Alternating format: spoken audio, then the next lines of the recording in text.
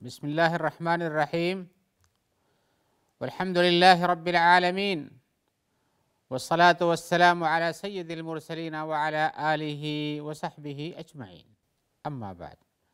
محترم ناظرین کرام، احکام دین کا پروگرام پیش خدمت ہے۔ آپ کے سوالوں کے جواب کتاب و سنت کی روشنی میں پیش کیے جائیں گے، تو آئیے آپ کے مسائل کے جواب ہم کتاب و سنت کی روشنی میں دینے کی کوشش کرتے ہیں، اور اس سلسلے میں جو کچھ نصیحتیں ہیں یا جو توضیحات ہیں وہ بھی کتاب و سنت کے الفاظ اور انہی کے عبارات سے ماخوذ ہوا کرتے ہیں۔ تو آج کا پہلا سوال یہ ہے کہ کیا قبروں کی زیارت کا عمومی حکم کیا ہے، یعنی کیا حکم اس کو واجب ہے، مندوب ہے، مباح ہے، پوچھنا چاہتے ہیں۔ اور اسی طرح سے اولیاء اور صالحین کی قبروں سے تبرک حاصل کرنا کیسا ہے، کیا یہ حرام ہے یا کہ ناجائز ہے، اور کیا اس پر کتاب و سنت سے کوئی دلیل ہے۔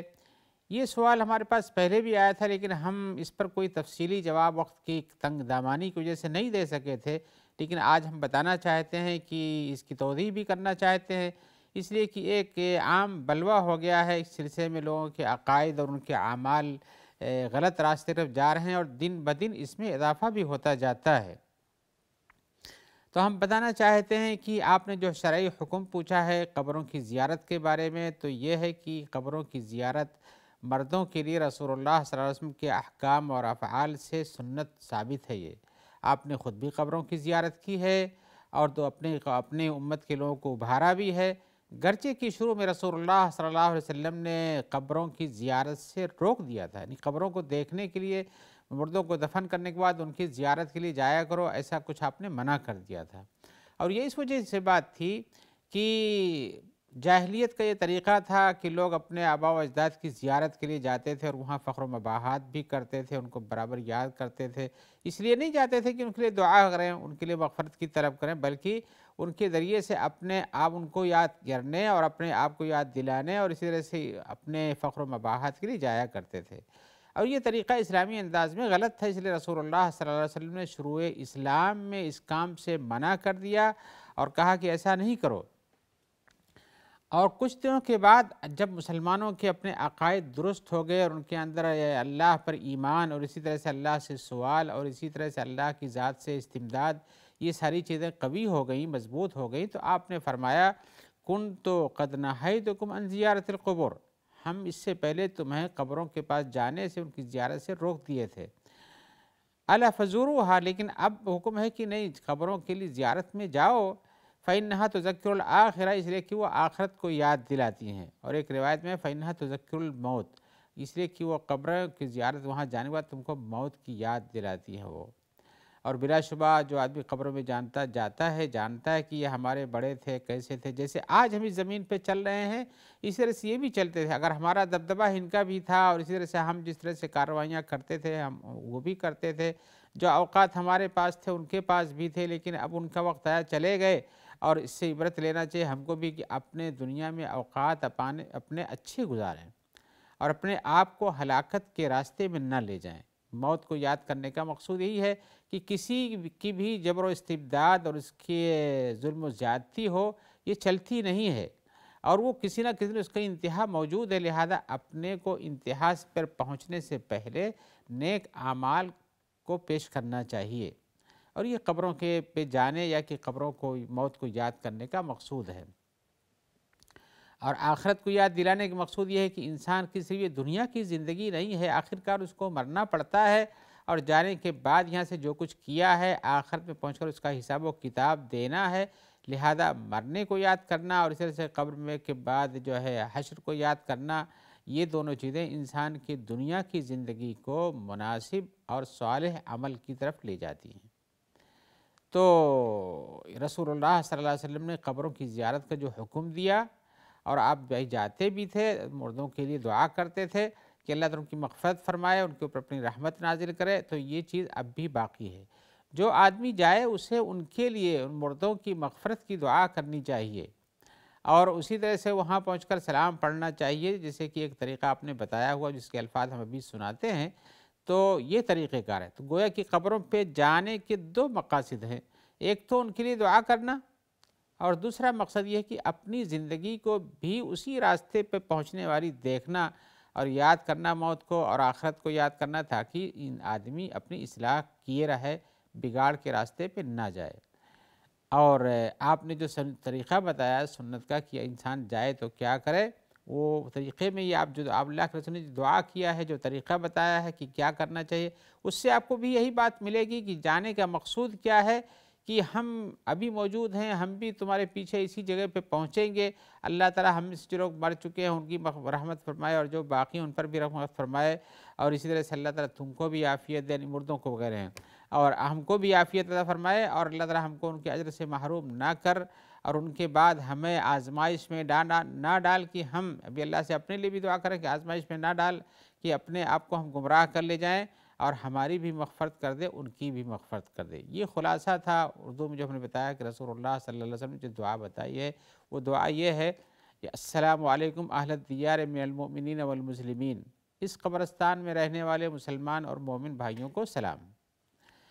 اور وَإِنَّا إِنشَاءَ اللَّهُ بِكُمْ لاحقون، اور ہم بھی انشاءاللہ تمہارے ہی پیچھے آنے والے ہیں۔ وَيَرْحَمُ اللَّهُ الْمُسْتَقْدِمِينَ مِنَّا وَمِنْكُمْ والمستاخرین، اور اللہ تعالی ہم میں سے جو پہلے جا چکے ہیں تم میں سے، اور جو ہم میں سے بھی، اور جو پیچھے بھی باقی ہیں، ان سب کے اوپر اللہ اپنی رحمت عطا فرمائے۔ نسأل اللہ لنا ولکم العافیہ، ہم اللہ سے تمہارے لیے بھی اور اپنے لیے بھی عافیت کی دعا مانگتے ہیں۔ اللہم لا تحرمنا اجرہم، اللہ تعالی ہمیں ان کے اجر سے محروم نہ کر، یعنی ان کے جو ہم دعا کرتے ہیں، اس طرح سے اور بھی چیزیں جو زیارت کرنے جاتے ہیں اس سے محروم نہ کر، ولا تفتنا بعدہم، اور ان کے بعد ہم کو فتنے میں نہ ڈال، آزمائش میں نہ ڈال، اس لیے کہ انسان کبھی ان کے وجہ سے بھی فتنے میں پڑ جاتا ہے۔ واغفر لنا ولہم، اور ہماری بھی مغفرت فرما دے، ان کی بھی مغفرت فرما دے۔ آپ رسول اللہ صلی اللہ علیہ وسلم کی اس بتائی ہوئی دعا کو دیکھیں گے تو مقصد واضح ہو جائے کہ قبروں پہ جانے کا کیا مقصد ہوتا ہے۔ ظاہر بات ہے اس میں یہ نہیں کہا گیا کہ ان سے کچھ مانگو، نہ یہ کہا گیا کہ ان کی مٹی اٹھا کے لاؤ، نہ یہ کہا گیا کہ اس پہ سجدہ کرو، نہ یہ کہا گیا کہ وہاں تضرع گریہ جاری کرو، رو دھو، بس جاؤ سلام پڑھو اور دعا کرو اپنے لیے بھی ان کے لیے بھی۔ لیکن یہ ساری دعا اللہ تبارک و تعالیٰ سے بدھی ہوئی ہے، ایسا کسی بھی لفظ میں نہیں ہے کہ ان سے بھی کہو کہ ہمارے لیے پورا کر دو۔ تو انسان قبرستان میں جا کر کے اس طرح سے کرے۔ اب اس سلسلے میں انسان چاہے عمومی قبرستان میں جائے، اور چاہے جس قبرستان میں اس کے اعزہ و اقارب مدفون ہیں ان کے اس قبرستان میں جائے، اس کی کوئی قید نہیں ہے، ان کی بھی جا سکتا ہے، بلکہ رسول اللہ صلی اللہ علیہ وسلم نے اللہ تبارک و تعالیٰ سے اجازت مانگی اپنے ماں کی قبر پہ جانے کے لیے، تو اللہ نے اجازت دیا، لیکن جس چیز سے منع کیا کہ ان کے لیے مغفرت کی طلب تم نہیں کر سکتے، اس لیے کہ انہوں نے جو زندگی گزاری وہ کفر کی حالت میں تھی، لہذا قبروں پر جا کر آدمی پہنچ سکتا ہے اور ان کے لیے، ان قبر والوں کے لیے دعا کر سکتا ہے، جبکہ وہ کافر اور مشرک نہ ہوں، اور مومن اور مسلم ہوں، ان کے اعمال خراب ہوں، گناہ کبیرہ ہوں، صغیرہ ہوں، ان کی مغفرت کی دعا، ان کے بخشائش کی دعا کر سکتا ہے، اپنے لیے بھی دعا مانگ سکتا ہے۔ بات یہ ہو جاتی ہے، آپ نے بھی پوچھا کہ کیا انبیاء اور اولیاء کی قبروں سے تبرک بھی حاصل کیا جاتا ہے؟ اب یہ تبرک کی کئی قسمیں ان کے پاس ہیں، بہت سے اس تبرک میں بہت سی چیزیں داخل کرنی ہیں ان لوگوں نے، اور کچھ ان قبروں کے پاس جو مجاور ان کے نگراں ہوتے ہیں ان لوگوں نے اور بھی چیزوں کو داخل کر لیا ہے۔ اور لگتا یہ ہے اگر آپ مقارنہ کریں دو دینوں کا، یعنی ہندو مت کا اور مسلمانوں کے ان قبر پرستی کے دین کا، تو بہت ساری مشابہتیں آپ کو ملیں گی۔ مثال کے طور پر قبر پہ چڑھانا، جیسے کہ بت پہ چڑھایا جاتا ہے، وہاں سے ملنے والی تبرک جس کو پرساد وہ لوگ بولتے ہیں، اور یہ لوگ تبرک کے طور پر استعمال کرتے ہیں، مٹھائی لانا، چوڑا لانا، اور یہ کہنا کہ فلاں کے ولی کی قبر سے لایا ہوں، جیسے کہ وہ لوگ پرساد بانٹتے ہیں، تو یہ دونوں چیزیں مشابہت رکھتی ہیں۔ ان پہ سجدہ کرنا، قبروں پر چوکھٹ پہ یا ان کے ہاتھ پہ، جیسے ہندو مت میں ہے کہ بتوں پر سجدہ کرتے ہیں، یہ بھی سجدہ کرتے ہیں کچھ لوگ، اس تبرک اس کو بھی اپنی اطاعت گزاری سمجھتے ہیں۔ پھر چادریں چڑھانا، جیسے وہ کپڑے پہناتے ہیں،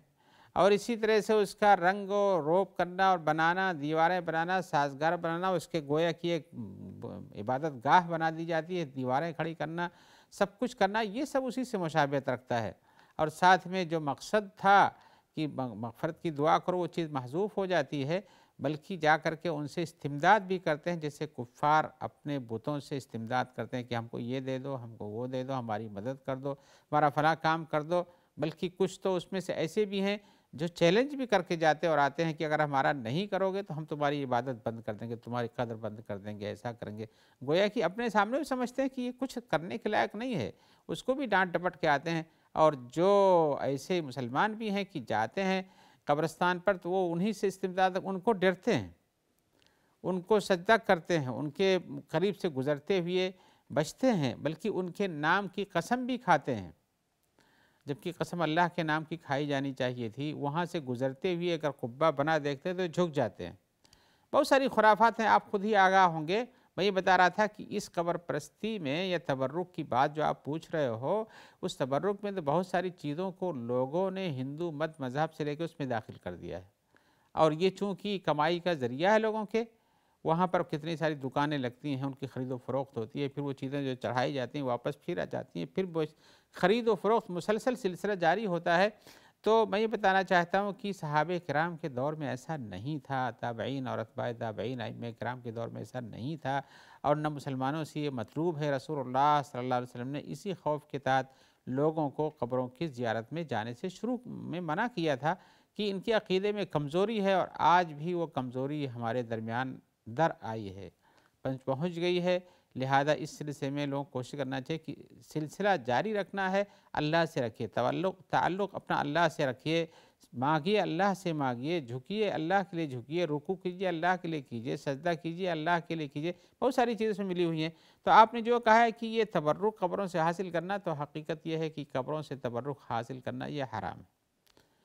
یہ حرام ہے، اس لیے کہ اس طرح کے تبرکات کے اندر جو عقیدہ گھسا ہوا ہے اس کے شدید احترام کا ہے، اور بلکہ اس کی عبادت تک پہنچا دیتا ہے غلو کر کے، اور یہ چیز شرک کے اندر داخل ہو جاتی ہے۔ لہذا قبروں کی زیارت میں یہ سارے تبرکات، یہ ساری چیزیں سب بالکل بھی منع ہیں، اور نہ ہی ان قبروں کی مٹیوں کو اپنے لیے بابرکت سمجھ کے لانا یا ان پر اپنے پیشانی کو رگڑنا اور ان سے استمداد کرنا، یہ سب چیزیں منع ہیں۔ جو چیز صحیح ہے وہ یہ ہے کہ آپ وہاں اپنے لیے دعا کیجئے، کر سکتے ہیں، جیسے کہ ان کے لیے دعا مانگتے ہیں اللہ ان کی مغفرت فرما دے، ہماری بھی مغفرت فرما دے، اس لیے کہ آپ کا تصور اس وقت یہ ہوتا ہے کہ ہم موت کے بعد یہیں پہنچنے والے ہیں، جو حشر ان کا ہو رہا ہے وہ جو نتیجہ ہے ہمارے سامنے بھی آنے والا ہے۔ بس وہ قبر والے سے دعا کرنا کہ آپ ہمارا یہ کام کر دو، آپ چاہے آپ کہتا ہو انسان کہ آپ پہنچے ہوئے ہو، مان لیتے ہیں کہ وہ پہنچا ہوا انسان ہے، ولی ہے، نبی ہے، بہت بزرگ ہے، اس کی سیرت معلوم ہے، لیکن اس کے باوجود ہی مرنے کے بعد کسی صاحب قبر سے استغاثہ کرنا یہ درست نہیں ہے، بلکہ یہ انسان کو شرک کی طرف جانے کا راستہ بن جاتا ہے، اور انسان گمراہ ہو جاتا ہے، اللہ کی عبادت چھوڑ کر کے صرف اسی کے نام کی مالا جپنا شروع کر دیتا ہے۔ اور ایسی صورت میں ہم کہیں کہ قبروں کے ساتھ انسان کو عبرت حاصل کرنے کے لیے جانا چاہیے، دعا کرنے کے لیے، نہ کہ عبادت کے لیے جانا چاہیے، نہ عبادت کا کام کرنا چاہیے، اس لیے کہ یہ سارے حقیقتاً مردے اپنے زندگی میں تو جو کچھ کرتے تھے اپنے لیے دعا کر، لیکن مرنے کے بعد وہ ہمارے اپنے نیک اعمال جو ہم کو دیتے ہیں اپنی دعا کے ذریعے سے یا ان کی طرف صدقات کر کے اس کے وہ محتاج ہو جاتے ہیں۔ تبرک جہاں تک حاصل کرنے کی بات ہے مٹی سے یا اسی چیزوں سے، یہ تبرک منع ہے، ایسا نہیں کرنا چاہیے، اس لیے کہ انسان کسی کی قبر کی مٹی سے تبرک حاصل کرے، یہ کیسے درست ہو سکتا ہے؟ اس سلسلے میں آپ کو سوچنا چاہیے کہ اللہ تبارک و تعالیٰ نے جو پتھر جنت سے اتارا، حضرت ابراہیم نے اسے سیٹ کیا خانہ کعبہ میں، تو اس پر رسول اللہ صلی اللہ علیہ وسلم صحابہ کرام نے اس پہ بوسہ دیا، اور وہاں گزرتے ہیں، آج بھی حاجی بوسہ دیتا ہے۔ اس کے باوجود بھی حضرت عمر کا قول منقول ہے کہ میں جانتا ہوں کہ تم پتھر ہو، میں تمہیں بوسہ نہیں دیتا ہے، مگر ایک رسول اللہ صلی اللہ علیہ وسلم نے بوسہ دیا ہے۔ تو گویا کہ صحابہ کرام کے اندر یہ عقیدہ تھا کہ پتھر اپنی جگہ پتھر ہے، رسول اللہ صلی اللہ علیہ وسلم کے کام کی اتباع کرنا یہ عبادت اور ثواب ہے، نہ کہ پتھر کو بحیثیت پتھر کے مبارک سمجھنا اور اس کی بنیاد پر اس کو بوسہ اس بنیاد پہ نہیں دیتے ہیں، رسول اللہ صلی اللہ علیہ وسلم کے کام کو دیکھنے کی وجہ سے دیتے ہیں۔ تو وہ کہتے تھے کہ تم پتھر ہو، تم کو ہم نے دیکھا ہے نبی صلی اللہ علیہ وسلم تم کو بوسہ لیتے، اس لیے ہم بوسہ لیتے ہیں، ورنہ بوسہ بھی نہیں لیتے۔ ان کے الفاظ ہیں انی لعالم انک حجر، انک حجر لا تضر ولا تنفع، میں یقین سے جانتا ہوں کہ تم پتھر ہو اور تمہیں نہ نفع پہنچانے کی قدرت ہے نہ نقصان پہنچانے کی قدرت ہے۔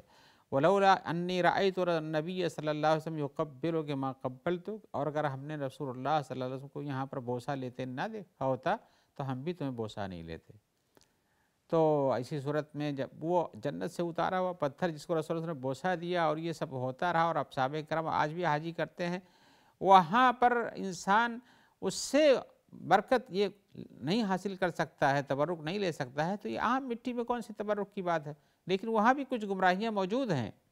جو لوگ جاتے ہیں جو تبرک اور آثار سے تبرک حاصل کرتے رہتے ہیں، وہ لے جاتے ہیں تو اپنی دستی کو یا کپڑے کے کسی ٹکڑے کو اس میں عطر لگا کے یا ویسے بھی اسے پوچھ کے لاتے ہیں، پوچھ کے لاتے ہیں، پھر اس کو زندگی بھر اپنے پاس رکھتے ہیں، سوچتے ہیں اس میں برکت ہے۔ حالانکہ یہ چیز کہیں بھی وارد نہیں کہ ایسا کرنا چاہیے۔ آپ کو حکم ہے کہ آپ بوسہ دو، نہیں پہنچ پاتے تو ہاتھ سے چھو، ہاتھ سے نہیں تو لاٹھی سے چھو لو اور وہاں لگا کر کے بوسہ لے لو، یہ ہے، نہیں تو پھر اشارہ کر کے چلے جاؤ وہاں سے۔ آئیے، دنیا میں کوئی بھی ایسا کوئی پتھر نہیں ہے، حجر اسود بھی اس میں شامل ہے، جس سے برکت حاصل کیا جا سکے، لہذا زمین میں مٹی سے کہاں، کسی قبر کی مٹی سے کہاں سے ہو سکتا ہے۔ رکن یمانی کو بوسہ دیا جاتا نہیں ہے بلکہ صرف چھو کے واپس آیا جاتا ہے،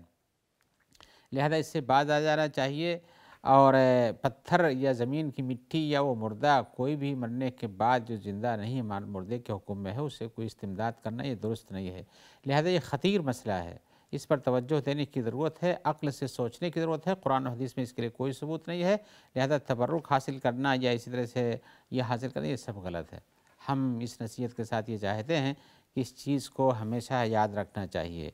اور انسان سے کوئی مدد مل سکتی ہے تو زندگی میں مل سکتی ہے، مرنے کے بعد اس سے یا اس کی مٹی سے یا اس کی قبر سے یا اس مکان سے کوئی جگہ نہیں ملتی ہے،